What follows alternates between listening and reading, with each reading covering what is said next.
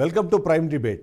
ఆయన మెగాస్టార్, ఆయన ఖచ్చితంగా జస్ట్ వస్తే చాలు ఆ ప్రోగ్రామ్ సక్సెస్ అవుతుందని చాలామంది యువ హీరోలు అనుకుంటున్నారు. ఆయన వచ్చి ఒక్క మాట మాట్లాడినా ఆ సినిమాకి అవసరమైనంతకన్నా ఎక్కువ ప్రచారం దక్కుతుందని చాలామంది అనుకుంటున్నారు. కానీ ఈ మధ్యకాలంలో మనం గతంలో చూసినప్పుడు కూడా ఆయన ఏం మాట్లాడుతున్నారో అర్థం కాని పరిస్థితి. చాలా సినిమాలకు సంబంధించిన సీక్రెట్స్ని రివీల్ చేస్తూ ఆయనని చిరు లీక్స్ కింద చాలామంది అభివర్ణించారు. అయితే ఈ మధ్యకాలంలో ఆయన మాట్లాడుతున్న మాటలు మరింత కాంట్రవర్సీకి కారణమవుతున్నాయి. అందులో ముఖ్యంగా చూస్తే ఈ మధ్యకాలంలో ముఖ్యంగా బ్రహ్మ ఆనందం అనే ఒక సినిమాకు సంబంధించి బ్రహ్మానందం తన కొడుకుని ప్రమోట్ చేస్తూ తీసిన సినిమాకు సంబంధించిన ఒక కార్యక్రమంలో ఆయన చేసిన వ్యాఖ్యలు అన్నవి తీవ్ర దుమారాన్ని రేపుతున్నాయి. ఓవైపు ఇద్దరు కూతుర్లు ఒక కొడుకుతో ఆయన ఒక కుటుంబాన్ని ఏర్పరచుకుంటే ఆయన తనకు వారసుడు కావాలంటూ మాట్లాడే క్రమంలో చేసిన వ్యాఖ్యలు ఏవైతే ఉన్నాయో అవి తీవ్ర దుమారాన్ని లేపుతున్న నేపథ్యంలో అసలు ఆయన ఏం మాట్లాడారో ఒకసారి చూద్దాం. మేము ఇంకా ఫేస్ స్పష్టంగా చూడలేదు, కానీ విత్ ఆల్ ది మనవరాళ్ళు ఇంట్లో ఉన్నప్పుడల్లా నాకు మా గ్రాండ్ డాటర్స్ ఉన్నట్టు ఉండదు. ఒక లేడీస్ హాస్టల్ వార్డెన్ లాగా ఉంటుంది నాకు. లేడీస్ హాస్టల్ వార్డెన్ లాగా చుట్టూ ఆడపిల్లలే, ఒక్క మగాడు. చరణ్ ఈసారికి సరే ఇంకొక అబ్బాయిని కనరా, మన లెగసీ కంటిన్యూ అవ్వాలరా అని కోరిక. తనకి అసలు ఈ ముద్దు ఈ అమ్మాయి అంటేనే మళ్ళీ ఇంకో అమ్మాయిని అంటాడేమో నా భయం. లవ్లీ చిరంజీవి గారి తాతగారి పిక్చర్ ఇప్పటి వరకు నాకు తెలిసి మేమైతే చూడలేదండి. మా అమ్మగారి తండ్రి గారు రాధాకృష్ణ నాయుడు, ఆయన నెల్లూరు వాసి, కానీ మొగల్తూరులో సెటిల్ అయ్యి అక్కడ స్టేట్ ఎక్సైజ్ ఇన్స్పెక్టర్గా రిటైర్ అయ్యారు ఆయన. అండ్ ఆయన నీకు ఎవరు పోలికలైనా ఎవరి బుద్ధి అని రావచ్చు, కానీ ఆయన బుద్ధులు మాత్రం రాకూడదురా అనేవాళ్ళు. ఎందుకంటే ఆయన రసికుడు.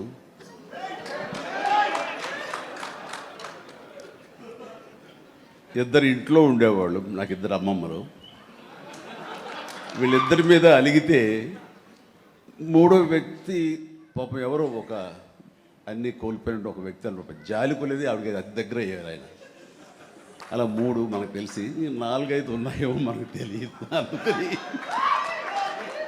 నువ్వు ఈ ఫిలిం ఇండస్ట్రీకి వెళ్తున్నావు, అవకాశాలు ఎక్కువ ఉంటాయి, జాగ్రత్త, ఆయన మాత్రం ఆదర్శంగా తీసుకోవద్దు అన్నారు.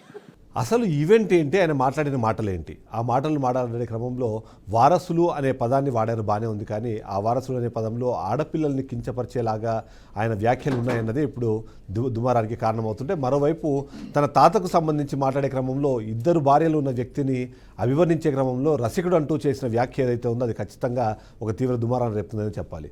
అయితే చిరంజీవి ఇలాంటి వ్యాఖ్యలు చేసే క్రమంలో ఆయన మెగాస్టార్ అని మర్చిపోయారా, లేకపోతే ఆయన ఏజ్ కానివ్వండి, లేకపోతే ఆయనకున్న స్థాయి ఏదైతే ఉందో ఆ స్థాయిని మర్చి మాట్లాడారన్న ఒక విశ్లేషణ వినిపిస్తున్న నేపథ్యంలో దానిపైన మేము చర్చను ప్రారంభించబోతున్నాం. అయితే సరే, తమ కుటుంబానికి వారసుడు కావాలని కోరుకుంటారు. ఆ వారసుడు కావాలన్న కోరికని మాత్రం తమలోనే ఉంచుకుంటారు. అందులో ముఖ్యంగా ఆ మెగాస్టార్ లాంటి వ్యక్తి ఒక పబ్లిక్ ఫంక్షన్లో అందరి ముందు మీడియా సముఖంగా ఇలాంటి మాటలు మాట్లాడడం ఏంటని ప్రతి ఒక్కరు ప్రశ్నిస్తున్నారు. అదే సందర్భంలో ఆయన ఇప్పటిదాకా దాని గురించి స్పందించలేదు. కానీ ఈ మధ్యకాలంలో ఆయన ఏం మాట్లాడినా ఒక కాంట్రవర్సీగా మారుతున్న పరిస్థితి మనకు కనిపిస్తుంది. అందులో ముఖ్యంగా చూస్తే మాత్రం ఒకే ఈవెంట్లో 2 రకాల వ్యాఖ్యలు, ఆ 2 కూడా పరస్పర విరుద్ధమైనవి. అంతేకాకుండా 2 కూడా విడ్డూరంగా కూడా కనిపించే పరిస్థితి. ఒకటిది, ఇంట్లో మొత్తం ఆడపిల్లలు మనవరాళ్ళు ఉంటే వాళ్ళందరినీ ఆయన లేడీస్ హాస్టల్తో పోల్చడం ఒకటైతే, ఇద్దరు భార్యలు ఉన్న తనకి సంబంధించిన ఒక బంధువుని ఆయన మాట్లాడిన మాట ఏంటంటే రసికుడు అనే పదం. అది అంటే ఏమాత్రం సమంజసం అన్నది ప్రతి ఒక్కరు మాట్లాడుతున్నారు. అదే సమయంలో ముఖ్యంగా వారసుడి పేరుతో ఆయన చేసిన దుమారం ఏదైతే ఉందో అది ఖచ్చితంగా ప్రతి ఒక్కరు ఖండించాల్సిన పరిస్థితి. నిజంగా అలాంటి వ్యాఖ్యలు ఎందుకు చేశారు, నిజంగానే కాంట్రవర్సీ అవసరమై చేశారా, లేకపోతే ఆయన మాట్లాడిన మాటలు అలా కాంట్రవర్సీ అయిపోతుందనే విషయంపైన మనం చర్చ చేయబడుతున్నాం. మనతో పాటు చర్చలో జాయిన్ అయ్యారు విజ్ఞాన్ దాసరి గారు, ఫిలిం క్రిటిక్, అలాగే మనతో పాటు రాహుల్ అయ్యర్ గారు, ఫిలిం క్రిటిక్ జాయిన్ అయ్యారు. ఇక డాక్టర్ బాలా గారు, రాజకీయ విశ్లేషకులు మనతో పాటు లైవ్లో ఉన్నారు. మొదటగా డాక్టర్ బాలా గారి దగ్గరికి వెళ్దాం. బాలా గారు, ఇప్పుడు సరే, ఒక ఫంక్షన్ పిలవంగానే ఆ ఫంక్షన్ పిలుస్తున్న కారణం ఏంటంటే ఆ సినిమాకి సంబంధించి మాట్లాడండి, ఒక 4 మంచి మాటలు చెప్పండి. సినిమాకి థియేటర్లోకి ప్రజలను ప్రేక్షకులను రాబట్టడానికి చేసే ఒక ప్రయత్నంగా ఈ మధ్యకాలంలో ప్రీ రిలీజ్ ఫంక్షన్లు జరుగుతున్నాయి. కానీ ప్రీ రిలీజ్ ఫంక్షన్ల కన్నా ఎక్కువ కాంట్రవర్షియల్ ఫంక్షన్స్ ఎక్కువైపోతుంది. ఎందుకంటే మొన్న మనం చూసాం, ఆయన మాట్లాడుతూ ఏమన్నారు, గొర్రెలు అని చెప్పేసి ఆయన పెద్ద ఇబ్బంది అయితే ఈయన బయటకు వచ్చి మాట్లాడే పరిస్థితి. ఆ తర్వాత అల్లు అరవింద్ కూడా అదే సిచ్యువేషన్ చూసాం. ఇది ఇంకొక స్టెప్ దాటింది అనిపిస్తుంది నాకు. ఏంటి అసలు ఆ వ్యాఖ్యలు ఎలా చూడాలంటారు? పిలిచింది ఏంటి, అడిగింది ఏంటి, చెప్తున్నది ఏంటి, వీటి మీద ఎందుకు వాళ్ళకి కంట్రోల్ లేకుండా పోతుంది? గుడ్ ఈవినింగ్ చిరంజీవి గారు. యాక్చువల్లీ మీకు అలానే ప్యానెల్లో ఉన్న ఫిలిం క్రిటిక్స్ ఒక blue glass and red glass వాళ్ళకి ఇద్దరికి కూడా, ఎందుకంటే ఇద్దరు కూడా ఫిలిం క్రిటిక్స్లో బాగానే ఉన్నారు. ఫైన్. ఇక్కడ ఒకటి మనము real character, reel character, refill character 3 ఉంటాయి. రీఫిల్ అనేది కూడా ఏంటో నేను చెప్తాను. ఇప్పుడు ఆయన నిన్న మాట్లాడింది రియల్ క్యారెక్టర్, అంటే ఆయనలో ఉన్న ఒరిజినల్ స్వభావం అది బయటకు వచ్చింది. ప్రజలకు ఇప్పుడు దాకా ఎంతవరకు ఏం తెలుసు, రీల్ క్యారెక్టర్లో చిరంజీవి గారు అయితే మంచి అయితే మైక్లో చెప్తారు, చెడైతే చెవులో చెప్తారు, అంతవరకు తెలుసు. రీఫిల్ క్యారెక్టర్ ఇంకోటి ఉందండి, అది కూడా చెప్తాను నేను. అందరూ ఏమనుకుంటున్నారంటే వీళ్ళంతా శుద్ధపూసలు, సమాజానికి వీళ్ళే ఒక మెరుగైన ఆది పురుషులు, వీళ్ళ బాటలో అందరు నడవాలి. వీళ్ళకి సంబంధించి కొంతమంది సైకలాజికల్ డిజార్డర్స్ ఉన్న వాళ్ళు మాలలు కూడా వేసుకున్నారు ఏకంగా. అంటే మనిషి ఎవరు ఏం చేస్తున్నారు, ఎక్కడ ఏం మాట్లాడుతున్నారు ఏంటనేది ఒకనొక సందర్భంలో ఒక స్టేజ్కి వెళ్ళిపోయాక వాళ్ళు ఏది చెప్తే అదే డిక్టేటర్షిప్ అనే ఒక ఫీలింగ్లోకి వెళ్ళిపోతారు. హిట్లర్ ఎట్లా ఫీల్ అయ్యాడో ఆ ఫీలింగ్లోకి వెళ్ళిపోతారు సమాజం. ఇది సైకలాజికల్ ఆస్పెక్ట్, ఇది బేసిక్గా. దీనికి ఎవరు పెద్ద అతిథులైతే కాదు, పురాతన కాలం నుంచి కూడా జరుగుతూనే వస్తుంది. ఎందుకంటే వీఆర్ ఆల్ హ్యూమన్ బీయింగ్స్ కాబట్టి బేసికల్గా సైంటిఫికల్గా మనకు డేటా అనేది ఉంటుంది మైండ్లో. ఆయనకు కూడా రియాలిటీ డేటా ఉంది, దాన్ని కవరప్ చేసుకుంటూ ఇన్ని రోజులు వచ్చారు. ఆ కవరప్ చేసుకున్న దాంట్లోనే ఆయనకి మెగా స్టార్ అనే ఒక ట్యాగ్ లైన్ వచ్చింది. ఇప్పుడు ఆయన రియల్ స్టార్ అంటే రియల్ క్యారెక్టరిస్టిక్స్ అనేది బయటపెడుతున్నారు. ఆయన ఒరిజినల్ క్యారెక్టరిస్టిక్స్ ఏంటి, వాళ్ళ కుటుంబంలో ఉన్న వాళ్ళను కూడా ఆయన అలా సంబోధిస్తున్నాడు. అంటే ఆయన ఇన్సైడ్ సైకలాజికల్ రియాలిటీ ఎలా ఉంది అనేది కనపడిపోతుంది మనకు అక్కడ. అంటే ఏ మాత్రం ఈయన గౌరవం ఇస్తాడు. ఇప్పుడు ఆయన చూసారు రసికుడా, లేకపోతే రసాలు పిండే వాళ్ళ, లేకపోతే రసాల నుంచి దూరిపోయే వాళ్ళ మనకు తెలియదు. ఎన్ని చేసి ఉన్నారో ఫిల్మ్ ఇండస్ట్రీలో, లేకపోతే రూమ్స్ ఇచ్చినప్పుడో, లేకపోతే ఇంకోటి చేసినప్పుడో, క్యారవాన్స్లో ఏమేమి జరుగుతాయో మనకు కూడా తెలియదు. ఎందుకంటే మనందరం కెమెరాలు పెట్టాం కదా అక్కడ. సో వాళ్ళకి పర్సనల్గా ఉంటాయి, ఎందుకంటే మనం దాంట్లో వెళ్ళాల్సిన అవసరం కూడా లేదు కాబట్టి. కానీ ఈ మధ్యకాలంలో ఏమైపోతుందంటే వీళ్ళకి విచక్షణ కోల్పోయేసి ఏం మాట్లాడినా కూడా మనం ఏం మాట్లాడితే అది మీడియా మొత్తం తీసేసుకుంటుంది, దాన్ని ట్యాగ్లైన్ వేసుకుంటుంది, మనల్ని హైలైట్ చేస్తుందని ఫీలింగ్ ఈరోజు అలా లేదు. అండ్ ఎందుకు లేదు అంటే మీడియా వర్సెస్ సోషల్ మీడియా అనేది తయారైంది. ఇప్పుడు మీడియా కూడా పాపం డేటా ఎక్కడి నుంచి, ఒకప్పుడు న్యూస్ ఏజెన్సీస్ ఉండేవి, ఇప్పుడు న్యూస్ ఏజెన్సీస్ పోయి సోషల్ మీడియా మీద డిపెండ్ అవ్వాల్సిన పరిస్థితికి శాటిలైట్ ఛానల్స్ దుస్థితికి వచ్చేసారు. ఎందుకు, మీరు వన్ సైడ్ మీడియా అయిపోయారు. అంటే పెయిడ్ ఆర్టిస్ట్ అనేది ఎలా అయితే అంటున్నారు, అంటే పెయిడ్ మీడియాలు అయిపోయాయి అన్ని, ఏదో ఒక వాళ్ళకి పెయిడ్ మీడియాలు. సో అలాంటప్పుడు ఏమైపోతుంది, ఒక మీడియా ఒకలా జనరల్, నేను అనేది జనరల్ సెన్స్ లో ఏమైపోయిందంటే ఒక మీడియా ఒక సెగ్మెంట్ ని చూపిస్తుంది, ఇంకో మీడియా ఇంకో సెగ్మెంట్ ని చూపిస్తుంది. అంటే 2 సైడ్ ఆఫ్ కాయిన్స్ ని చూపిస్తుంది. ఇప్పుడు అది మనం అప్రిషియేట్ చేయాలి. ఎందుకో చెప్పనా, ఎగ్జాక్ట్లీ అంటే ఇప్పుడు వాళ్ళ సైడ్, నేను వర్షన్ నా సైడ్ చెప్పట్లేదు. ఇప్పుడు ఒకరికి అది తప్పు, ఇంకొకరికి ఇది తప్పు. సో కాబట్టి 2 అలానే కదా. ఇప్పుడు వీళ్ళకి నచ్చినట్టు వీళ్ళు వేస్తారు, వాళ్ళకి నచ్చినట్టు వాళ్ళు వేస్తారు. సో 2 సైడ్స్ కాయిన్ కి 2 సైడ్స్ ఉన్న షేడ్స్ ని ఇద్దరు చూపిస్తున్నారు. సో అది పబ్లిక్ డిసైడ్ చేసుకుంటారు. ఇప్పుడు పబ్లిక్ లోకి ఒకప్పుడు 1 సైడ్ వచ్చేది, ఇప్పుడు ఆ 1 సైడ్ వెళ్ళిపోయింది. ఆ 1 సైడ్ వచ్చినంత కాలం వీళ్ళు రాజులు, మహారాజులు. కానీ ఈరోజు ఏమైంది, సెకండ్ సైడ్ కాయిన్ ఎప్పుడైతే వచ్చిందో అప్పుడు రియాలిటీ బయటకు వస్తుంది. ఎందుకు రియాలిటీ బయటకు వస్తుందంటే ఇది ఇలా కాదు, ఇలా కూడా ఆలోచించవచ్చు అని సోషల్ మీడియా ఒక ట్యాగ్ లైన్ ఇస్తుంది.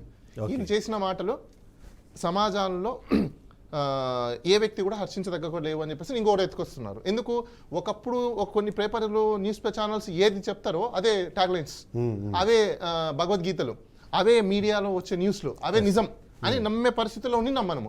కానీ ఈరోజు సోషల్ మీడియా వచ్చేసిన తర్వాత ఏమైపోయింది, నిజం కూడా. సో ఇక్కడ మెగాస్టార్ ఇలా చెప్పడానికి ఒక రీజన్ ఉంది, ఆయన రియల్ క్యారెక్టరిస్టిక్స్ బయట పెట్టడమే మెయిన్ కారణం. ఇప్పుడు దాకా అందరూ ఏమనుకున్నారంటే వాళ్ళని చూసి ప్రజారాజ్యం పార్టీ కావచ్చు, జనసేన పార్టీ కావచ్చు, రకరకాల పార్టీలు వచ్చేసి జనాలు మోసపోయి వీళ్ళకి ఓట్లేసి గెలిపించి, నేను అక్కడికి వస్తున్నా. వీళ్ళు ఇదంతా ఏమైపోయిందంటే వీళ్ళు గాడ్ ఫాదర్స్ లో ఫీలింగ్ లోకి వచ్చేసారు. ఆ గాడ్ ఫాదర్ ఫీలింగ్లో నుంచి ఈరోజు నిజంగా సోషల్ మీడియా వాళ్ళకి తాట తీస్తుంది. ఒకసారి దాసరి విజ్ఞాన్ గారు, ఇప్పుడు అది రియల్ క్యారెక్టరు మామూలుగా అయితే నటిస్తారు. ఏదో మొన్న నేను ఒక ఇంటర్వ్యూలో గురించి ఒక పెద్ద స్టార్ ఏం చెప్పారంటే, కెమెరా పెట్టినప్పుడే మేము రియల్ క్యారెక్టర్లు వస్తాయి. మనము ఉపేందర్ అనే ఒక యాక్టర్ ఏం చెప్తారంటే, కెమెరా పెట్టినప్పుడే మా రియల్ క్యారెక్టర్స్ వస్తాయి, అవి మామూలు టైంలో నేను నటిస్తుంటాను అన్నట్టు. కానీ ఇక్కడ రివర్స్ జరిగిందంటారా? అంటే ఆయన రియల్ క్యారెక్టర్ అదే, కానీ కేవలం అప్పుడప్పుడు మాత్రమే బయటకు వస్తుంది అనుకోవాలంటారా, లేకపోతే అది యథాలాపంగా నోటి నుంచి వచ్చేసిన మాటలుగా భావించాలంటారు? ఈ రీసెంట్ ఇష్యూస్ 4 సందర్భాలు చెప్పుకుందాం.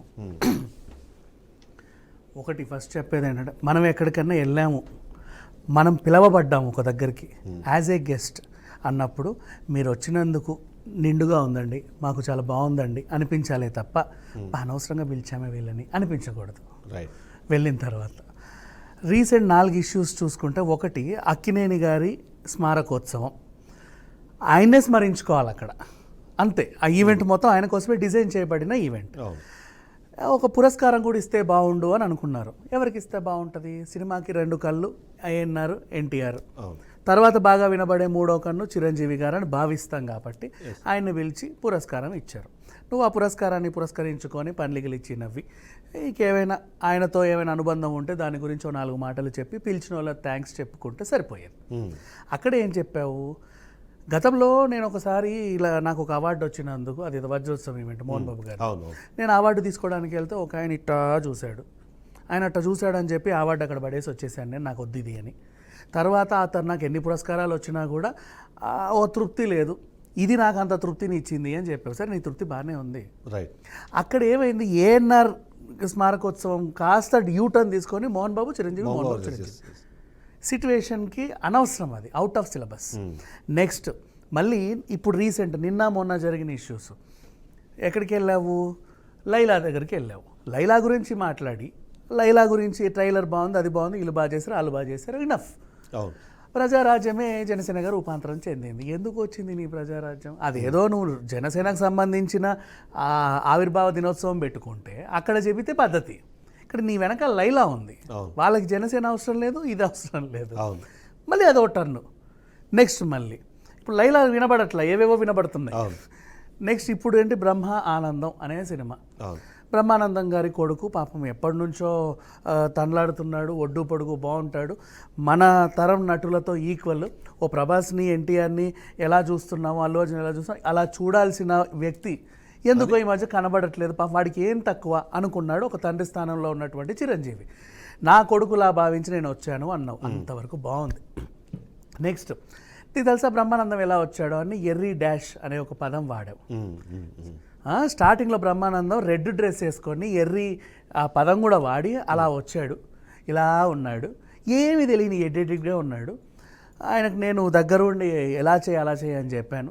తర్వాత ఎడ్డి మొహం వేసుకొని చూస్తుంటే నా మేకప్ మ్యాన్కి సంబంధించినటువంటి ఆ బోర్డింగ్ పాస్ని తీసి, నీ పేరు ఇక నుంచి అది కాదు ఇది అని చెప్పి ఆ ఫ్లైట్ ఎక్కి నాతో వచ్చాయని చెప్పి తీసుకొచ్చాడంట. మరి నీ బోర్డింగ్ పాస్ మీద నేను, నా బోర్డింగ్ పాస్ మీద నువ్వు ఎలా పోతావో నాకు ఇప్పటిదాకా అయితే తెలియదు మరి. బట్ అక్కడ జరిగింది, ఆ రోజుల్లో అవకాశం ఉండొచ్చు. వెళ్ళిపోయాడంట.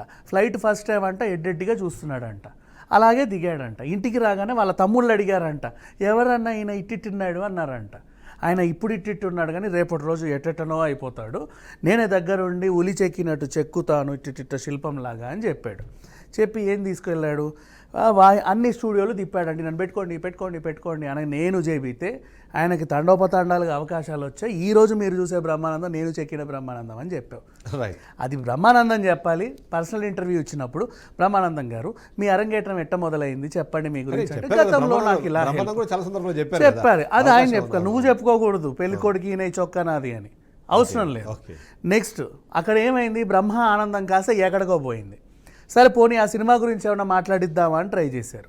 సినిమా గురించి సుమ గారు మాట్లాడేసి, ఇది తాత మనవాడికి సంబంధించిన సినిమా అండి, మీ తాతగారి గురించి మీకు అనుభవాలు చెప్పండి.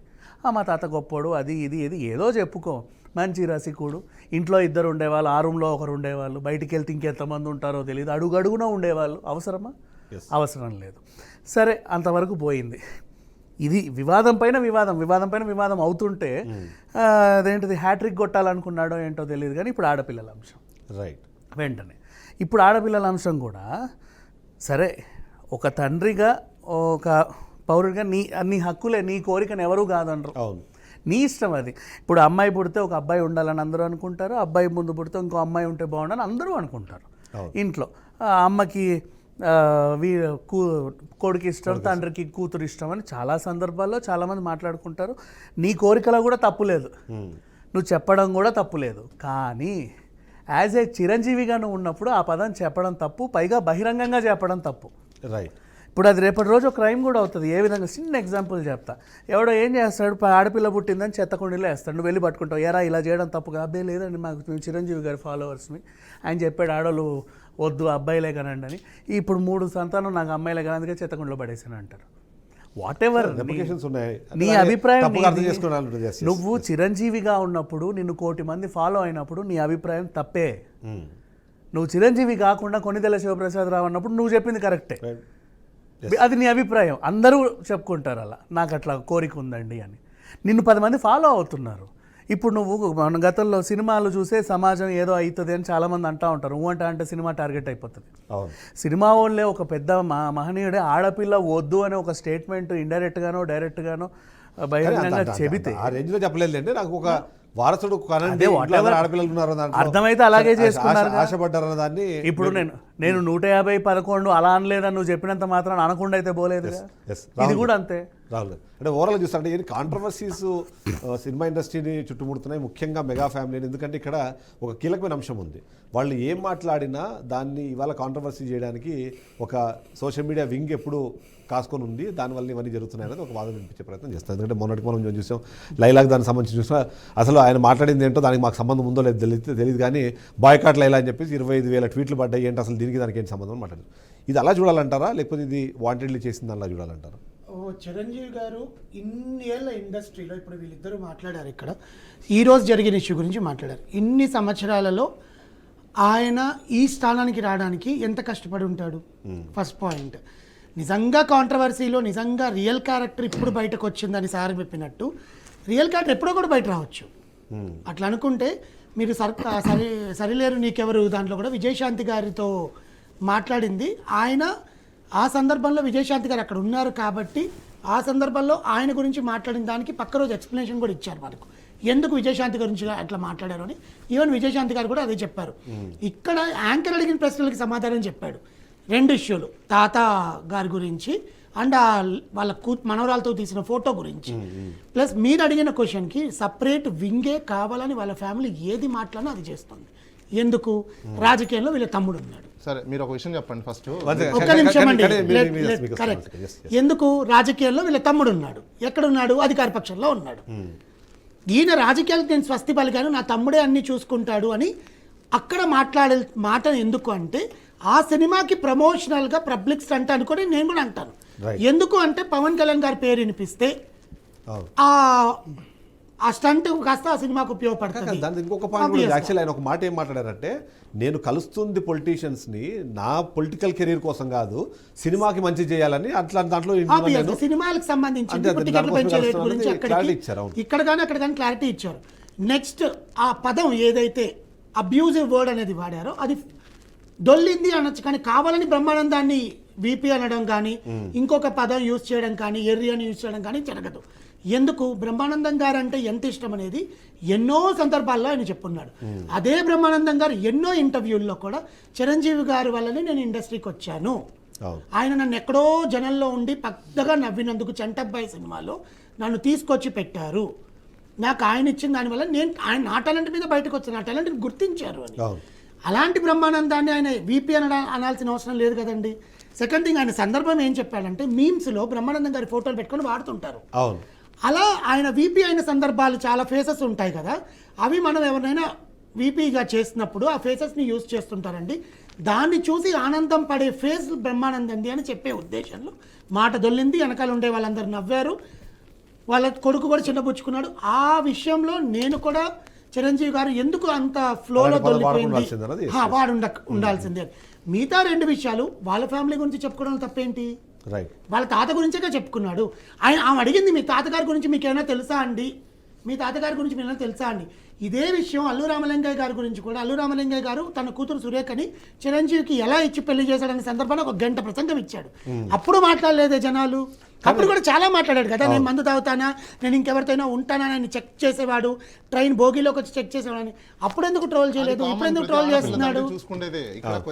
ఇది కూడా తన తాత గురించే కదండి. చిరంజీవిని ఫాలో అవుతారా? ఫస్ట్ క్వశ్చన్ చెప్పండి. నేను ఫాలో అవుతానండి. అక్కడ ఒక్క నిమిషం. నా క్వశ్చన్ ఏంటంటే, ఇప్పుడు ఎవరైనా ఒక వ్యక్తి ఫాలో అయ్యేటప్పుడు ఆ వ్యక్తి గుణగణాలను కూడా ఫాలో అవుతారు కదా? అవునండి, అంతే కదా. మంచి అయినా చెడు అయినా ఇప్పుడు ఆయన చూసి సమాజం ఏం నేర్చుకోవాలి, ఎంతవరకు యూజ్ అవుతుంది? ఒక్క నిమిషం ఆగండి, first let me complete. So ఇప్పుడు ఆయన చూసి సమాజం ఏం నేర్చుకోవాలి? ఇప్పుడు మీరు ఫాలో అవుతున్నారు, మీలాగా ఇట్లా చాలా మంది ఫాలో అవుతున్నారు. మీరు అడిగింది చెప్తాను, అక్కడ ఆపండి. దాంట్లో చూసి జనాలు ఏం నేర్చుకోవాలడానికి, దాంట్లో చూసి నేర్చుకోవడానికి అసలు ఏముంది, నేర్చుకోవాల్సిన అవసరం ఏముంది? వాళ్ళ ఫ్యామిలీ గురించి. ఇప్పుడు ఒకప్పుడు ఆయన చెప్పింది ఏంటి, ఈయనకి 68 ఏళ్ళు, ఇంకా వాళ్ళ తాతకి ఎంత? ఆ టైంలో ఎట్లుండేవి? ఆ టైంలో ఇద్దరు పిల్లలు లేదా అది 1947 బిఫోర్ వాళ్ళ తాతయ్య అయితే అంటే. ఇక్కడ ఏంటంటే అది బాలగారు, చెప్పడం yes, అనేది ఆయన తాతగారి గురించి చెప్పారండి అంతే అండ్ ఫ్యామిలీ బాలగారు యాక్చువల్లీ ఇంకొక పాయింట్ కూడా చాలా మంది మిస్ అవుతుంది ఏంటంటే అది బ్రహ్మానందం అనే ఒక సినిమా ఏదైతే ఉందో అది యూజువల్లీ మేబీ బ్రహ్మానందం అంటే కొద్ది కామెడీ క్యారెక్టర్స్ చేసేవాళ్ళు లేకపోతే అతను కమెడియన్గానే ఎక్కువ మంది ఇష్టపడుతుంటారు కాబట్టి అక్కడ కామెడీ పండించే ప్రయత్నంలోనే ఇది ఇలా ప్రొజెక్ట్ చేయబడింది అన్నదాన్ని గారు, నేను అలా కాదంటారా? బ్రహ్మానందం గారు కామెడీ చేసి కామెడీకి అలా వేస్తే ఆ కామెడీ అనేది ప్రజలకు అర్థమైపోయింది. నువ్వు కామెడీగా చెప్తున్నావా, కోపంగా చెప్తున్నావా, హాస్యాలు పండిస్తున్నావా, రసాలు పండిస్తున్నావా అని పబ్లిక్ అర్థం కాకుండా అంత పిచ్చోళ్ళు పబ్లిక్ లేరండి. ఫేస్ ఫీలింగ్స్ని బట్టి, ఆంథ్రపాలజీని బట్టి పబ్లిక్ అర్థం చేసుకోగలుగుతారు. ఈయన చెప్పేదాని యొక్క ఫేస్ అపీరెన్స్ని బట్టి, ఆయన భావాల నుంచి బట్టి క్లియర్గా అందరికి అర్థమైపోతుంది. మీకు అనిపించలేదా ఆయన కామెడీగా చెప్తున్నారు దాన్ని? ఆయన కామెడీగా ఓకే అనుకుందాం, అనుకుందాం, కామెడీగా అనిపిస్తే ఇంత కాంట్రవర్షియల్ ఎందుకు అవుతుంది చెప్పండి. కాంట్రవర్సీ చేస్తున్నారు కదా, ఎవరు చేస్తున్నారు? ఆయన కాంట్రవర్సీ వాళ్ళకేం పని కావాలని అవ్వాలని వాళ్ళకేం పని పని లేదా? కట్టుకునే దేనికోసం చేస్తున్నారు? అదే చెప్తున్నాను కదా దేనికోసం? స్టార్టింగ్. ఇప్పుడు గేమ్ చేంజర్ విషయాన్ని కొడుకు దగ్గర నుంచి తీసుకుందామండి. చెప్పండి, game గేమ్ changer చేంజర్ విషయాన్ని తీసుకొని అక్కడి నుంచి ఇక్కడి దాకా సార్ ఒక వర్గం గేమ్ చేంజర్ అటర్ ఫ్లాప్ అయిపోవడానికి రీజన్ ఏంటో తెలుసా? 5 గంటలు తీసిన సినిమాని కట్ చేసి పెడితే అట్లే ఉంటది. ఇంకో విషయం కాంట్రవర్సీ ఎందుకు వచ్చింది? చేస్తున్నారు పర్టికులర్ ఎవరైతే ప్రతిపక్ష పార్టీలో కూర్చున్నారో కావాలని ఆయన వాళ్ళ తమ్ముడు అక్కడ అధికార పక్షంలో ఉండి ఆ అధికార పక్షం నాయకుడిని వల్లనే ఆ కూటమి గెలిచిందని ఉద్దేశపూర్వకంగా చేస్తున్నారు. ఉండండి, మీకు ఫ్యాన్స్ ఫాలోయింగ్ బాగుంది అదే చెప్తున్నారా? ఇప్పుడు ఫ్యాన్స్ ఫాలోయింగ్ ఉండబట్టే కదా గవర్నమెంట్ వచ్చింది. మరి మీ ఫ్యాన్స్ ఫాలోయింగ్ నిద్రపోతున్నారా? ఇప్పుడు ఖండించడానికి మరి ఎందుకు సినిమా ఫ్లాప్ అయిపోయింది? సినిమా ఎందుకు ఫ్లాప్ అయింది? సి లిసన్, ఇప్పుడు ఫ్లాప్ కాదు. ఇప్పుడు ఈయన చెప్పే పాయింట్ ఏంటంటే వాళ్ళు కాంట్రవర్సీలు చేశారు, సినిమా అందుకే ఫ్లాప్ అయిపోయింది కాబట్టి వీళ్ళు ఈయన అనేది కదా, వాళ్ళకి అంతకంటే ఎక్కువ ఫాలోయింగ్ ఉంది కాబట్టి కదా గవర్నమెంట్ వచ్చింది. మరి వాళ్ళందరూ ఎందుకు చూడలేదు సినిమా? వెయిట్ అండి ఒక నిమిషం. సినిమా ఇక్కడ నచ్చలేదు కాబట్టి, బాగలేదు కాబట్టి చూడలేదు, ఫ్లాప్ అయింది. అది యాక్చువల్. కానీ వీళ్ళు దాన్ని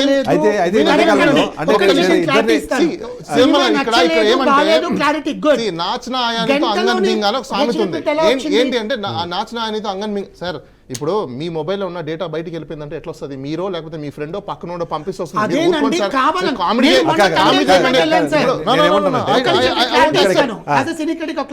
తండేల్ సినిమాకి వెళ్ళాను, అదే ప్రసాద్ ఐమాక్స్ లో నేను తండే సినిమాకి వెళ్ళాను. సినిమా నిమిషమైన 15 నిమిషాలకి బయటకు వచ్చి రివ్యూ చెప్తున్నాడు. ఎలా వచ్చింది? 15 నిమిషాలకి చెప్తుంది ఏంటంటే ఇక్కడ యాక్చువల్లీ అంటే ఇక్కడ 2 పాయింట్స్ ఉన్నాయి. మొదటిది పుష్ప టైంలో కూడా అదే జరిగింది, గేమ్ చేంజర్ కూడా అదే జరిగింది. సినిమా వ్యక్తులు కాబట్టి ఇంటర్నల్ గా డేటా ఎవరి దగ్గర ఉంటది? డేటా గురించి అనట్లేదు. మూవీ రిలీజ్ అవ్వక ముందే అంటే ఏమంటే మూవీ రిలీజ్ అయింది, ఇంటర్వెల్కే ఒకటి వచ్చేసి, ఎందుకంటే ఫస్ట్ వాడు రివ్యూ వెళ్ళిపోవాలని చెప్పేసి సినిమా బాగాలేదు అట్లా ఇట్లా అని చెప్పేసి ఆ రివ్యూస్ ఇచ్చేస్తున్నారు.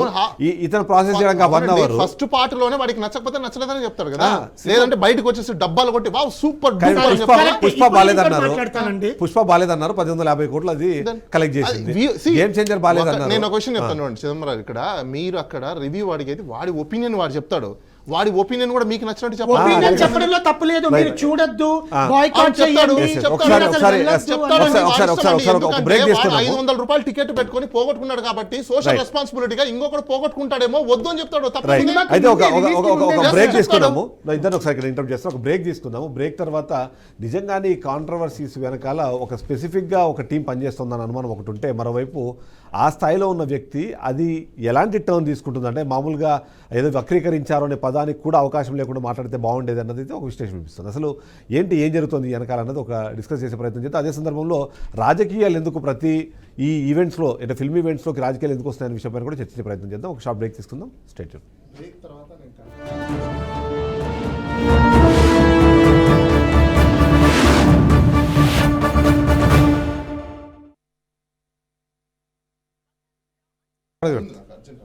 అవునా, సరే, ఓకే. ఓ పని చేద్దామండి, విజ్ఞాన్తో ఒక 5 నిమిషాలు తీసుకొని తర్వాత దగ్గరకు వస్తాం. లింక్ కావాలా? ఒకటండి, వీళ్ళు ఏదైతే బీజం వేశారో అది వీళ్ళకి రివర్స్ అయింది ఈరోజు. కరెక్టే సార్. వీళ్ళు 15 ఏళ్ల కిందట వీళ్ళ అసోసియేషన్లు పెట్టుకొని జనాల్ని పెట్టి ప్రతి ఒక్కరిని కించపరిచి ఇది చేసి అది చేసి నాశనం చేయించారు. ఈ రోజు ఏమైంది? రివర్స్ పడింది. అసోసియేషన్ లో ముఖ్యంగా ఉన్న అతని విశ్వక్సేన్ వాళ్ళ ఫాదర్. ఏ అసోసియేషన్ లో? ఈ బ్యాక్ చిరంజీవి బ్యాక్ ఎండ్ లో ఉండి అవతల పార్టీ మీద కానీ అవతల పార్టీ ప్రజారాజ్యం పెట్టినప్పుడు నువ్వు వాట్ ఎవర్ అండి, నేను కాదనట్లేదు. రాజ్ కందుకూరి రాలేదా? మీరు ఏదైతే బాణం వేశారో ఆ బాణం రివర్స్లో మీకే తగిలింది. నేను ఒక నిమిషం ఎవరేం ఫోన్ చేస్తారు? తప్పట్లేదు. అందరికీ తెలిసిందేనండి, వాడు పెట్టింది కరెక్ట్గానే పెట్టాడు, మనైతే కరెక్ట్. వాడు నిజంగా వాడికి బుద్ధి లేదు, హాస్పిటల్కి వెళ్ళి కూడా మళ్ళీ మాట్లాడుతున్నాడు. వాడికి పిచ్చి పట్టిందంటున్నాడు. వాడు అయిపోయి ఈసారి వైసీపీ చేతులు వాడు వాళ్ళు వదిలిపెట్టారు వైసీపీ ముందే.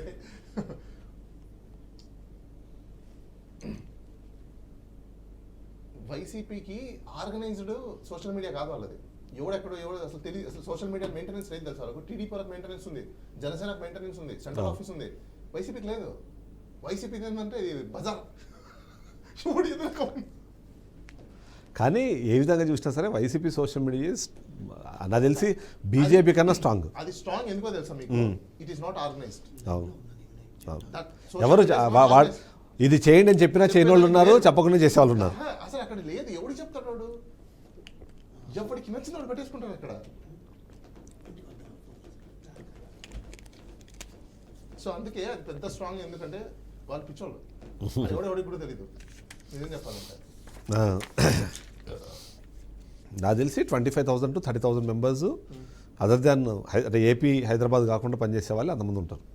Bengaluru YCP social media. YCP మీరు చెప్పే తక్కువ లాక్స్ లో ఎవరు పడితే వాడు పనిచేస్తారు వైసీపీకి. వేరే నేను హైదరాబాద్ ఏపీలో కాకుండా అదర్ స్టేట్స్లో పనిచేసే వాళ్ళే 25,000 మెంబర్స్ ఉంటారు.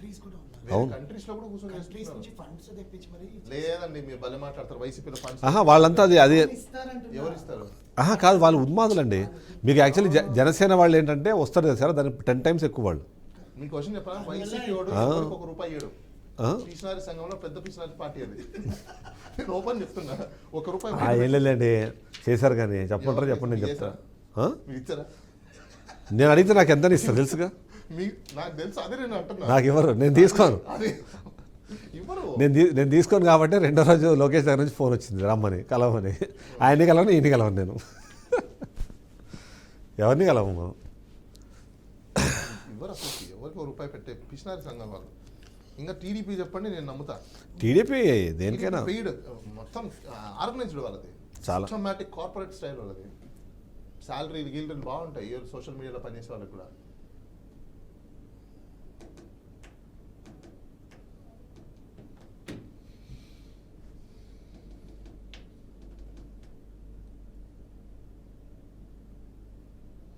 అదేంటి ఆచార్య గోల్డ్ కంపెనీలో గుండాయిన ఉన్నాడు?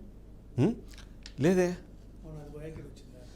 అది అయిపోయిన తర్వాత వచ్చిండొచ్చు. ఆర్కే సినిమాస్ ఏంటి? మనం ఒక మూవీ చేసాం, ఇప్పుడు నెక్స్ట్ ఇంకో మూవీ చేయబోతున్నాం.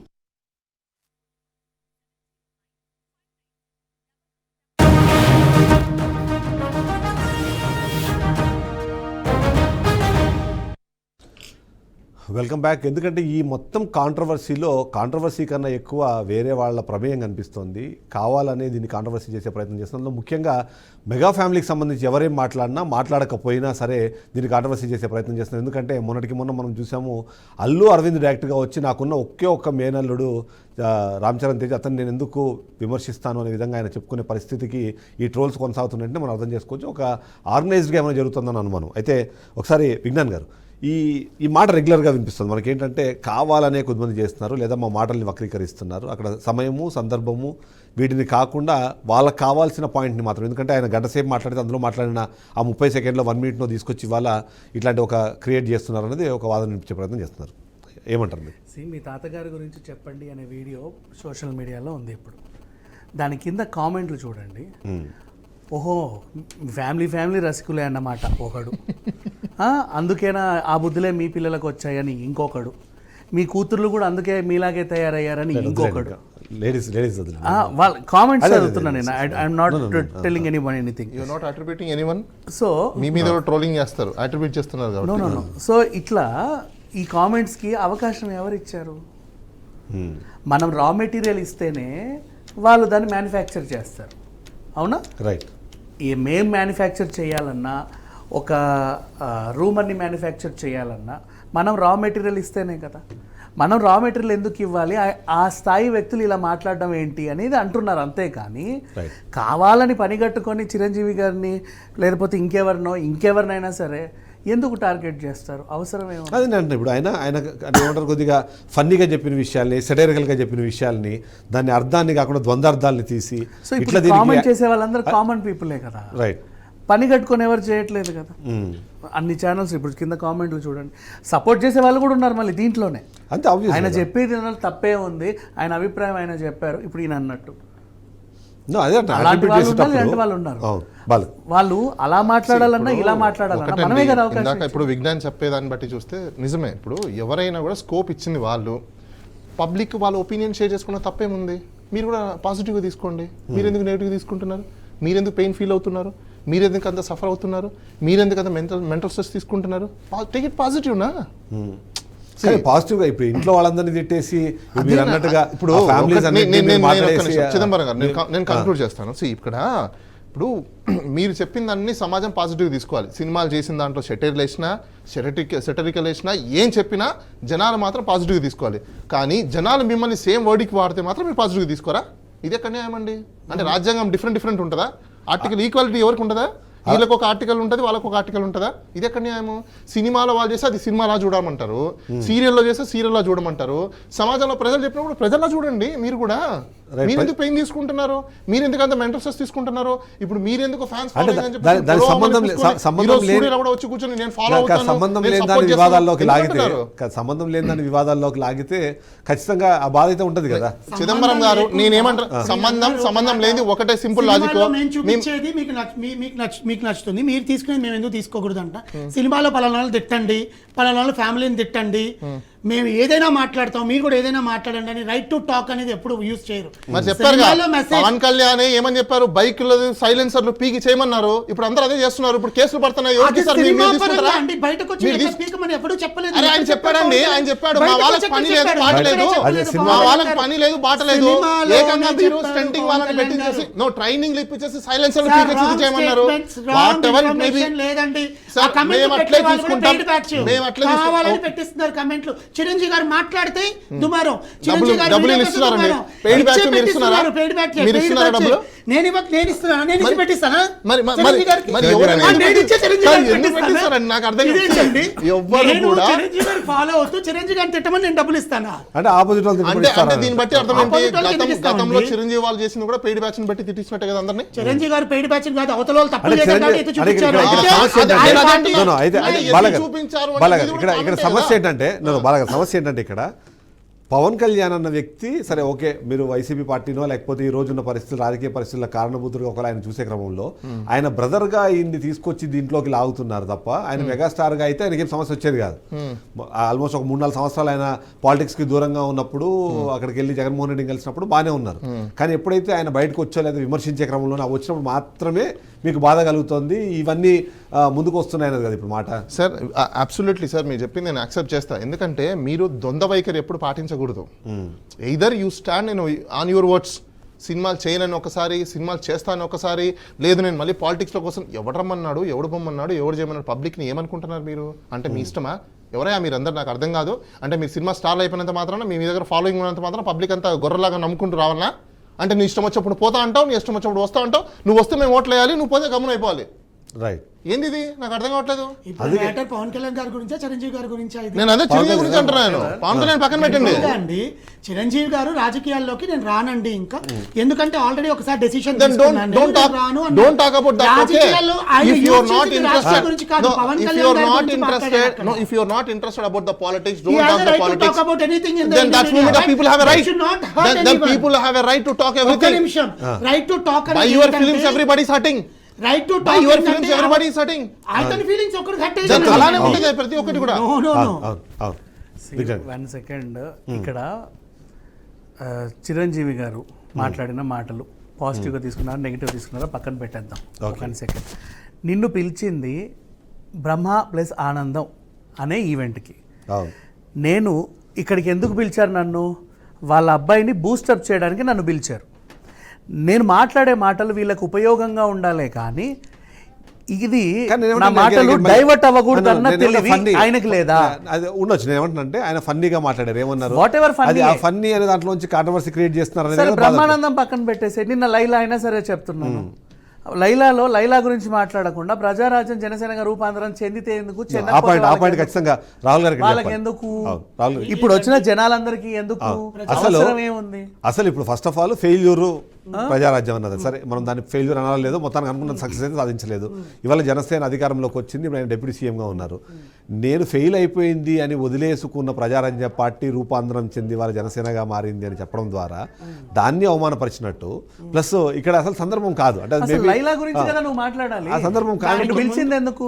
దానికి ముందు విశ్వక్ సేన్ గారు మాట్లాడుతూ ప్రజారాజ్యం పార్టీ రూపొందించినప్పుడు ఆయన విలువలు, ఆయన దానికోసం కష్టపడిందంతా దాంట్లో మా నాన్నగారు కూడా ఉన్నారు అవును అని ప్రజారాజ్యం పార్టీని గుర్తు చేసుకున్నప్పుడు దానివల్ల తను ఎంత ఇబ్బంది పడ్డాడు, ఆ టైంలో అతనికి ఎంత ట్రోల్స్ అయ్యాయి, అది విలీనమైనప్పుడు అతన్ని ఎంతమంది విమర్శించారు, ఎందుకు రాజకీయాలకి స్వస్తి పలికి మళ్ళీ సినిమాల్లోకి వచ్చాడు అన్న దాన్ని గుర్తొచ్చుంటుంది ఏ మనిషికైనా. రైట్ అది అక్కడ యూజ్ చేసి నా తమ్ముడు నేను ఏదైతే ప్రజలు నన్ను మళ్ళీ రావాలని కోరుకుంటున్నారు. ఇప్పుడు సినిమాల్లోకి రండి రండి రండి మేము మిమ్మల్ని మిస్ అవుతున్నామంటేనే మళ్ళీ ఆయన 150 సినిమాతో అరంగేట్రం చేశాడు.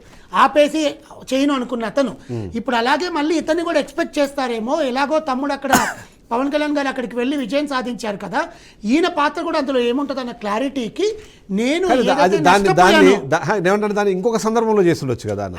అంటే ఈ సందర్భమే ఇంకో విధంగా కూడా చెప్తా చూడండి. ఇప్పుడు ఆయన ఎందుకు అన్నాడు అంటే పలానా దానికి అని రీజన్ చెప్పాం.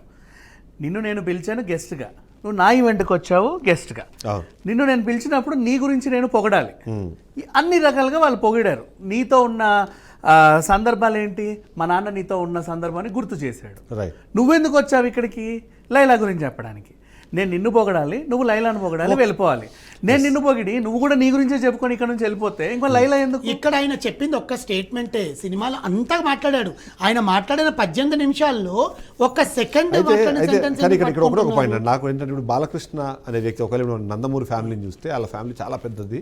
నిజంగానే నందమూరి లెగసీని ఎవరు కంటిన్యూ చేస్తారన్నది ఈ రోజు కూడా డిస్కషన్ అవుతుంది. ఓవైపు బాలకృష్ణ ఏమో నా కొడుకు అంటారు, వీళ్ళేమో లేదు జూనియర్ ఎన్టీఆర్ అది అంటారు. కానీ ఇద్దరు కూతుర్లు ఉన్నారు. ఒక కొడుకున్న నేపథ్యంలో కూడా ఆయన వ్యవహరించే తీరుకు కానివ్వండి, లేకపోతే ఇప్పుడు ఈయన మాట్లాడే క్రమంలో నా వారసుడు అంటే నా కుటుంబానికి సంబంధించి అంటే పవన్ కళ్యాణ్ కొడుకు ఇప్పుడు వారసుడు అవ్వడా? నాగేంద్రబాబుకు సంబంధించిన కొడుకు ఉన్నాడు, ఇప్పుడు అతనికి వాళ్ళు కూడా వారసులు అవుతారు కదా. అంటే అది కాకుండా ఓన్లీ నా ఫ్యామిలీ అని చెప్పేసి కేవలం చిరంజీవి రామ్ చరణ్ వరకు మాత్రమే దీన్ని తీసుకొని రావడము, మిగిలిన మనవరాళ్ళు ఎవరైతే అంటే తన ఇద్దరు బిడ్డలకు సంబంధించిన పిల్లలందరినీ అదొక లేడీస్ హాస్టల్ అని చెప్పడము అంటే కొద్దిగా ఎందుకో అంటే ఎబ్బెట్టుగా అనిపిస్తుందేమో అన్నది. దానివల్లనే ఈ కాంట్రవర్సీ అంటున్నాం కానీ బట్ ఎక్కడో ఒక చోట చాలా మంది హర్ట్ అయ్యే విషయమే కదా అది. అంటే బేసికల్గా ఇక్కడ వివక్షత చూపిస్తున్నారు ఆడవాళ్ళ విషయంలో అని ఎంతమంది అంటున్నా కూడా అక్కడ వివక్షత ఏం చూపించలేదు. కూతురికి జరిగిన అన్యాయాన్ని, కూతురికి 2 సార్లు అన్యాయం జరిగింది, అలాంటి కూతురికి పుట్టిన బిడ్డల్ని ఇంట్లో పెట్టుకొని పెంచుతున్నాడు. ఎంత భారమంది ఒక తండ్రికి ఆలోచించండి. అక్కడ చూపించిన ఫోటో ఏంటి? అందరు మనవరాలతో కూర్చొని ఆయన దిగిన ఫోటో చూపించారు. చూపించినప్పుడు ఇంట్లో ఉపాసన గారు, చిరంజీవి గారు అమ్మగారు, సురేఖమ్మ గారు, సుస్మిత గారు, అమ్మాయి శ్రీజ రెండో కూతురు, 4 ఆడపిల్లలు. శ్రీజాకి 2 పిల్లలు, సుస్మితకి 2 ఆడపిల్లలు, ఇప్పుడు రామ్ చరణ్ గారికి కూడా ఒక ఆడపిల్ల. ఎంతమంది? 10 మంది ఆడపిల్లలు. ఉండేది 3 మగవాళ్ళు. ఒకవేళ సుస్మిత గారు హస్బెండ్ వస్తే సుస్మిత గారు, వాళ్ళ హస్బెండ్ చిరంజీవి గారు, రామ్ చరణ్ గారు, ఇంకెవరు ఉండరు. అదిగాక సురేఖమ్మ గారు పెట్టిన అమ్మమ్మాస్ కిచెన్లో కూడా పనిచేసే వాళ్ళందరూ కూడా ఆడవాళ్ళే. ఉమెన్ ఆంటర్ప్రినర్షిప్ ఎక్కువ ఉంటుంది. ఆయన చెప్పింది ఏంటంటే ఎక్కడ చూసినా ఆడవాళ్ళ గోల, మా చెల్లెళ్ళు వచ్చినా ఆయన చెల్లెళ్ళు వచ్చినా కూడా అందరూ ఆడవాళ్ళ గోలనే ఉంటుంది. నా కొడుకుకి ఇప్పుడు ఆయన లెగసీ ఆయన కొడుకు అండి. ఇప్పుడు నాగబాబు గారికి లెగసీ వరుణ్ తేజ్ గారు, పవన్ కళ్యాణ్ గారి లెగసీ అకీరా గారు, అండ్ ఇంకొక అబ్బాయి కూడా ఉన్నాడు. ఇప్పుడు మేడం కుండే అబ్బాయి కూడా ఉన్నాడు. రామ్ చరణ్ గారు ఈ లెగసీతో ఎండ్ అయిపోకూడదు అని, నా బిడ్డకి ఇంకొక కొడుకు పుడితే ఆ లెగసీ కంటిన్యూ అవుతుందేమో, ఆడపిల్లల్ని సినిమా రంగంలోకి తీసుకురావాలన్న ఉద్దేశం ఒక లేక, బికాజ్ ఆడపిల్లలు ఎంత ఇబ్బందులు పడతారనేది ఆయనకు తెలుసు. ఆయన కళ్ళతో చూశాడు. వాళ్ళ కూతురికే 2 అన్యాయాలు జరిగాయి. ఆ బాధతో చెప్పండి దట్టు అసలు ఆయన చెప్పింది కూడా చాలా కామెడీగా చెప్పాడండి. అసలు ఎంత వివక్షత చూపించేస్తున్నాడు చిరంజీవి గారు. ఆడపిల్లల మీద ఇంత మాట్లాడతారా? ఆయన ఇంత వివక్షత చూపిస్తున్నాడు. ఆడపిల్లలంత అంత లోకువా అని ఎందుకు ట్రోల్స్ చేస్తున్నారు? ఇక్కడ విషయం ఏంటంటేనండి, మనం ఒక వ్యాఖ్య చేసాం, ఒక సినిమా తీసాం, సగం మందికి నచ్చుద్ది, సగం మందికి నచ్చదు. నచ్చినోడు చూస్తాడు, నచ్చనోడు బాగాలేదంటాడు. నువ్వు బాగాలేదన్నా నచ్చింది అన్నా 2 తీసుకోవాలి, లేదంటే సినిమా తీయడం మానేయాలి. ఇక్కడ కూడా మనం పబ్లిక్ మైక్ ముందుకు వచ్చి ఏదైనా వాగినప్పుడు దాన్ని పాజిటివ్గా ఇప్పుడు ఇంత అద్భుతంగా తీసుకునే వాళ్ళు ఉంటారు. అవును. మనకు ఆన్లైన్లో ఇప్పుడు మహిళా సంఘాలు వాట్ ఈస్ దిస్ అనే వాళ్ళు కూడా ఉంటారు. అది తీసుకోవాలి, ఇది తీసుకోవాలి, లేదంటే మైక్ ముందుకు రావడం మానేయాలి. నేను ఇది మాత్రమే తీసుకుంటాను, నేను అది తీసుకోలేను అంటే మాత్రం we ఇప్పుడు can't do తీసుకోలేదని ఎవరు చెప్పారండి? అంటే ఆయన respond ఇప్పుడు అవ్వలేదు. మీరు కూడా తీసుకోవట్లేదు కదా, ఇప్పుడు మీకు నేనేం పాజిటివ్గా ఇప్పుడు అనిపించింది. ఒకటి నాకు అవతల వాళ్ళు మాట్లాడిన వాళ్ళ పట్ల ఆయన అక్కడ నిజంగా వాళ్ళని ఉద్దేశించి మాట్లాడుంటే నేను కూడా ఆయన సపోర్ట్ చేసేవానికి, సపోర్ట్ అని కదా, నేను కూడా అలాగే మాట్లాడతాను. Right. చిరంజీవి గారు ఇన్నాళ్ళలో ఆయన ఏం మాట్లాడినా ఆయన ఎప్పుడొచ్చి మాట్లాడతారా అని చూసే ఫ్యాన్సే ఉన్నారు, కానీ ఇంత దారుణంగా ఎప్పుడైనా కానీ చూసాను ఒక చిన్న అనుమానం చాలా మంది ఉంది, ఎందుకంటే ఆయనకు నోరు కంట్రోల్ ఉండదు అని. ఎందుకంటే ఆచార్య సినిమాకి సంబంధించిన టైటిల్ రివీల్ అన్నది ఆయన మాట్లాడేశారు. అదే కాకుండా మనం ఇంకొకటి ఏది మన రామ్ చరణ్ తేజ్ సినిమాలో కూడా మనం చూస్తే అందులో ఆది పినిషెట్టి చనిపోతాడన్న విషయము ఆయన యథాలాపంగా అక్కడ నేను మాట్లాడేశారు. ఒక అంటే ప్రశ్న ఆ కంట్రోల్ లేకపోవడం ఏమైనా ఒక అదే నేను చెప్తున్నాను. వీక్నెస్ ఏంటంటే బికాస్ ఆయన ఏజ్ ఎంత అంటే ఇప్పుడు 68 ఏళ్ళు. ఒక ఏజ్ పైపడ్డాక మనకు చాదస్తం అనేది కూడా కొంచెం వస్తుంది, అది ఎవరికైనా వస్తుంది. ఇప్పుడు మీరు చెప్పినందుకు బాలకృష్ణ గారు కూడా స్టేజ్ మీద ఆయన మాట్లాడుతుంటే సగం మందికి అర్థం కావడానికే టైం పడుతుంది, because they have certain issues in personal and health wise also. అలా ఆయన పొరపాటున దొల్లేయడము, ఆ ఉత్సాహం ఉంటుంది కదా ఫ్యాన్స్ ముందుకు వచ్చినప్పుడు నేను ఏదో ఒకటి చెప్పాలి. ఇప్పుడు పలానా వాళ్ళ గురించి మాట్లాడుతున్నప్పుడు, ఇప్పుడు లైలా ఫంక్షన్లో హీరోయిన్ ఉంది, హీరోయిన్తో ఆయన మాట్లాడుతున్నప్పుడు దాన్ని కూడా అసభ్యకరంగా ప్రవర్తించారు అని మాట్లాడుతున్నారు. ఆయన నార్మల్గానే చెప్పాడు, అంత చిన్న అమ్మాయి. అలా అనుకుంటే నేను రాఘవేంద్రరావు గారు ఐశ్వర్య రాజేష్ మీద చెయ్యాలా లేదా అని ఆలోచిస్తూ మాట్లాడిన దాన్ని కూడా తప్పు పట్టాల్సి వస్తుంది మనం. ఒక కూతురు వయసులో ఉన్న వాళ్ళని చూడడం వేరు, ఆయన హీరోయిన్ పరంగా మాట్లాడడం. ఇప్పుడు సాయి పల్లవి గారితో కూడా నీతో కలిసి నేను డ్యాన్స్ చేయాలనుకున్నాను కానీ నీతో చెల్లెలుగా ఉండాలని ఎట్లా అనుకుంటానమ్మా నా చెల్లెలు కానీ, ఇవన్నీ పాజిటివ్గా తీసుకున్న వాళ్ళు ఇప్పుడు ఆయన ఒక మాట ఇంకొక అబ్జర్వేషన్ ఉంది. నిన్న అల్లు అర్జున్ని ఆయన ఇన్స్టాగ్రామ్లో అన్ఫాలో చేశారు. చేసిన తర్వాత ఈ కాంట్రవర్సీ వచ్చింది. సో ఏమన్నా దానికి దీనికి ఏమైనా లింకప్ చూడాలంటారు? ఎందుకంటే ఆ మెగా వర్సెస్ అల్లు ఫ్యామిలీ మధ్యలో గొడవ అన్నది చాలా రోజుల నుంచి డిస్కషన్లో పాయింట్గానే అవుతుంది. అండ్ నిన్న దాంతో ముందు జరిగింది ఇది యాక్చువల్లీ, ఆ తర్వాత ఈ ఇన్సిడెంట్ జరిగింది. అక్కడేమన్నా దానికి ఏమైనా లింక్ చూడాల్సిన అవసరం ఉందంటారా? మైట్ బి అండి, బికాజ్ ఇది దీనికైతే నేను కూడా ఏకీభవిస్తాను మీతోనే. బికాజ్ ఎందుకు అంటే ఇంత ట్రోల్స్ జరుగుతున్నప్పుడు కూడా నేను ఇబ్బంది పడ్డం, నా ఫ్యామిలీ దీనివల్ల ఇబ్బంది పడ్డం కూడా అనుకోవచ్చు కదా. అవతల వాళ్ళు కావాలని చేయాల్సిన పని లేదు. ఇతని పర్సెప్షన్ అనేది ఉంటుంది, ఒక మనిషికి పర్సెప్షన్ ఉంటుంది కదా, ఆ పర్సెప్షన్ తగ్గట్టుగానే అతను బిహేవ్ చేస్తుండొచ్చు. దానివల్ల నేను అన్ఫాలో చేసే, బికాస్ ఫాలోలు బాలీవుడ్లో టాలీవుడ్లో చాలా జరుగుతున్నాయండి. వాళ్ళ కుటుంబాల్లో ఇప్పుడు సొంత మేనల్లుడు అంటే అల్లు అరవింద్ గారికి రామ్ చరణ్ సొంత మేనల్లుడు, చిరంజీవి గారికి అల్లు అర్జున్ కూడా అంతే. ఆ ఫ్యామిలీ మధ్య తగాదం వచ్చి కొట్టుకొని పోయే సిచ్యువేషన్స్ ఏమి ఉండవు కదా. జనాల కోసం యాక్టింగ్ అయితే చెయ్యరుగా, ఏదో ఒక సందర్భంలో బయట అయితే పడుతుందిగా. దాని గురించి ఇప్పుడు మనం గింజుకోవాల్సిన అవసరం లేదండి. అదే అంటే ఇప్పుడు ఎవ్రీ టైం ఎక్కడి దగ్గరకు వచ్చినా సరే ఏంటంటే మాట్లాడిన అర్థంని మీరు పెడార్థాలు తీస్తున్నారు కాబట్టి స్పెసిఫిక్గా ఒక సెట్ ఆఫ్ పీపుల్ దాని గురించి మాట్లాడడం కానివ్వండి, ఇట్లాంటి క్యాల్కులేషన్ చేయడం అన్నది ఎందుకు స్పెసిఫిక్గా మెగా ఫ్యామిలీని ఎందుకు టార్గెట్ అవుతుంది? అదే తరహా యాక్టివిటీస్ ఏమైనా వేరే ఫ్యామిలీస్లో జరిగినా పెద్దగా దాన్ని సీరియస్గా తీసుకోవట్లేదు, కానీ మెగా ఫ్యామిలీలో జరగగానే అంత దాని మీద ఫోకస్డ్గా ఎందుకు కొంతమంది పనిచేస్తున్నారు అన్నది. ఎవ్వరూ ఫోకస్గా ఏం పని చేయలేదండి. మన మంచు ఫ్యామిలీ ఇష్యూ అయినప్పుడు కూడా అందరు దాని గురించే మాట్లాడారు. ఎందుకు మంచు వాళ్ళనే ట్రోల్ చేస్తున్నారు అన్నారు.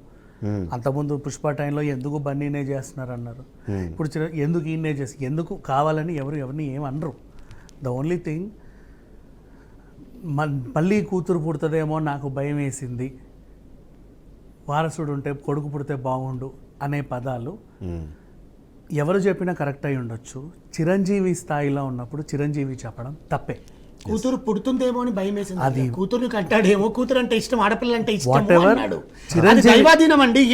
చిరంజీవి గారు ఆ స్థాయిలో చాలా మందికి అదొక పెద్ద టెన్షన్ ఇప్పుడు. ఎందుకు అంటే చిరంజీవి గారు చెప్పడం తప్పే. అంటే ఇక్కడ అంటే ఇది సందర్భం కాదని చెప్తున్నా. ఇప్పుడు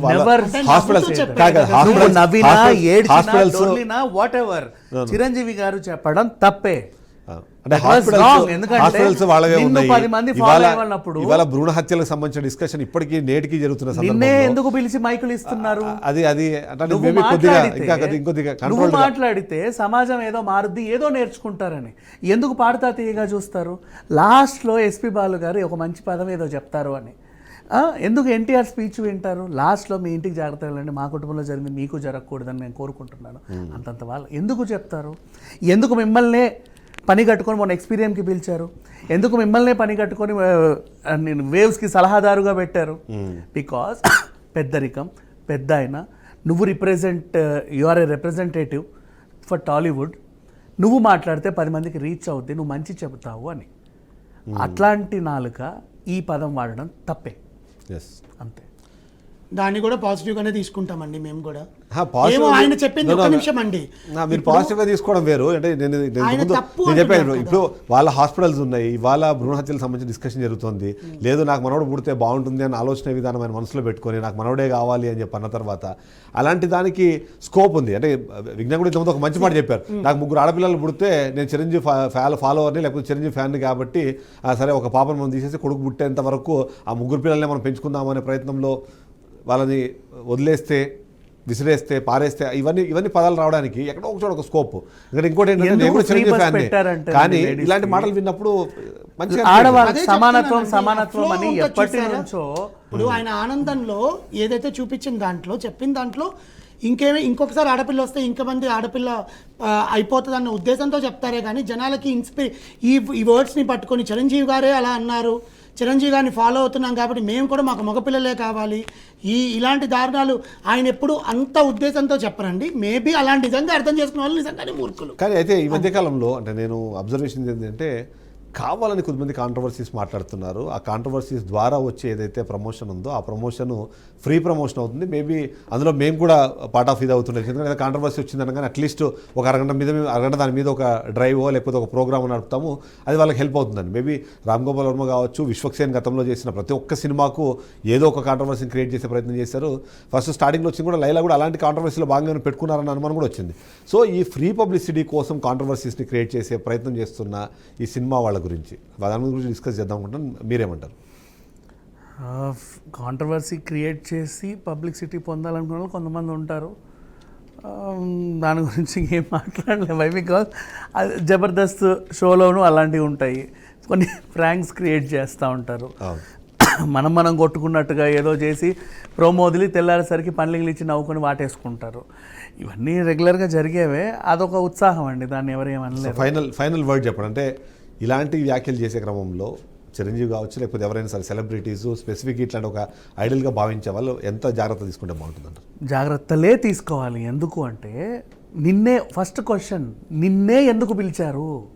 బికాస్ నీ వల్ల అక్కడ ఏదో ఉపయోగం ఉండాలి అని. వచ్చిందా ఉన్న బస్ని పోగొట్టమని, టాపిక్ని డైవర్ట్ చేయమని, ఏది పడితే అది వాగేసి వెళ్ళమని కాదు. నువ్వు ఏదైనా మాట్లాడితే వాళ్ళందరికీ హెల్ప్ఫుల్గా ఉంటుంది, నీ స్థాయి కూడా పెరుగుద్ది అనే దానికి పిలుస్తారు అంతే. ఇప్పుడు క్లీన్ కారా పుట్టినప్పుడు ఎన్ని కెమెరాలు వెళ్ళాయండి అపోలోకి? అవునా? ఎప్పుడైనా రెయిన్బోకి కానీ వేరే హాస్పిటల్స్ అన్ని కెమెరాలు చూసారా? అట్లా అంతమంది వచ్చారు. మీ ఇంట్లో ఆడపిల్ల పుట్టిందనో మగపిల్ల పుట్టాను వాట్ ఎవర్, మీ ఇంట్లో ఒక శిశువు పుట్టిందో అంతమంది వచ్చారు. మాకు అది కాదు ఇది కావాలని మీరే చెప్పినప్పుడు నెక్స్ట్ టైం వచ్చే వాళ్ళకి కూడా ఇంట్రెస్ట్ ఉండదు.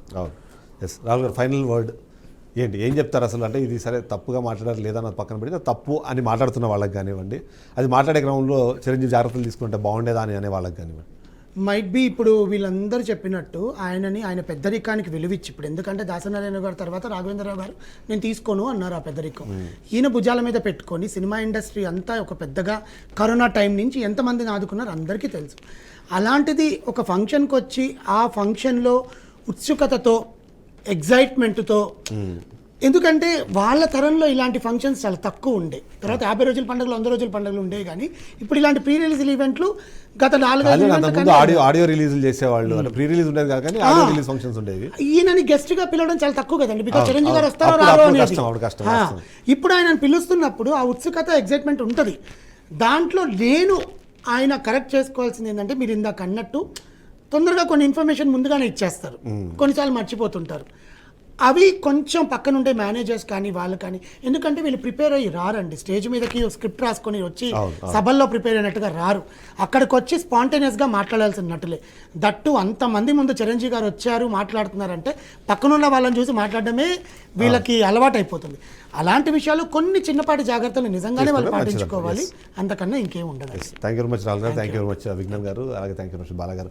ఓవరాల్గా చూస్తే మాత్రం ఖచ్చితంగా ఆయన పెద్దరికాన్ని నిలబెట్టుకోవాల్సిన అవసరం ఉంటుంది. మాట్లాడేటప్పుడు ఇంకాస్త జాగ్రత్త అన్నది ఖచ్చితంగా తీసుకోవాల్సిన పరిస్థితి ఉండదు. ఎందుకంటే ఆయన మాట్లాడే మాటలు చాలామందికి అంటే ఒక ఏమంటారు నినాదంగా మారిపోతుంది. అలాంటి సందర్భంలో ఆయన మాట్లాడే మాటలు జాగ్రత్తగా ఉండకపోతే అది ఖచ్చితంగా రాంగ్ ఇండికేషన్స్ ఇచ్చే అవకాశం ఉంటుంది. కాబట్టి అది చిరంజీవి కావచ్చు, లేకపోతే ఎవరైనా సరే పెద్ద సెలబ్రిటీస్ ఆ పబ్లిక్ అపిరియన్సెస్కి వెళ్ళినప్పుడు మాత్రం జాగ్రత్తగా ఉండాలని కోరుకుందాం.